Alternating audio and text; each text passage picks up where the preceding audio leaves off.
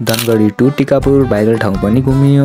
Welcome to our सेवले blog. सबैलाई स्वागत छ। अनि म चाहिँ बिहान बिहान मस्त पारेर नुहाइधुवाइ गरेर रेडी हुनतिर लागे, किनकि आज टिकापुर जान लागेको थिएँ। त्यसैले फटाफट कपडा सपडा लगाएर रेडी हुन्छु। अनि एकछिनमा कपडा सपडा सब लगाइसकेपछि हल्का फुल्का घडी सडी पनि लगाएर झोला सोला भिडेर अब चाहिँ लाग्यो। अनि यहाँदेखि चाहिँ रोडसम्म हिँडेर जानुपर्ने हुन्छ। अनि त्यसपछि चाहिँ बसमा बसिसक्छु। म चाहिँ एकछिनमा बस साएर नगर बसमा टक्क पारेर बसेर लाग्यो चौरासम्म। यो नगर बस चाहिँ चौरासम्म जान्छ। अनि त्यसपछि चौरापछि पुगिसकेपछि अनि त्यहाँबाट चाहिँ टक्क पारेर अर्को बस बदल्नु पर्ने हुन्छ टिकापुरको। त्यसैले म चाहिँ अब बस खोज्नतिर लागेँ। अनि त्यसपछि एकछिनमा टिकापुरको बस भेटिसकेपछि म चाहिँ बसिदिन्छु। बसमा बसिसकेपछि चाहिँ कति बेला चल्छ थाहा छैन, अहिलेसम्म चलेको थिएन। अनि एकछिनमा चाहिँ बस चल्छ, अतरिया पुग्छ। यहाँ अतरियाको ठाउँमा टक्क पारेर एकछिनमा बसमा बस्दा बस्दा झ्याउस्याउ वाक्क दिक्क लाग्छ, कहाँ पुग्यो भनेर थाहा पनि थिएन। यताउति के हो थाहै छैन मलाई त। अनि एकछिनमा टाइम पास गर्दै बसिरहेको छु बसमा म चाहिँ।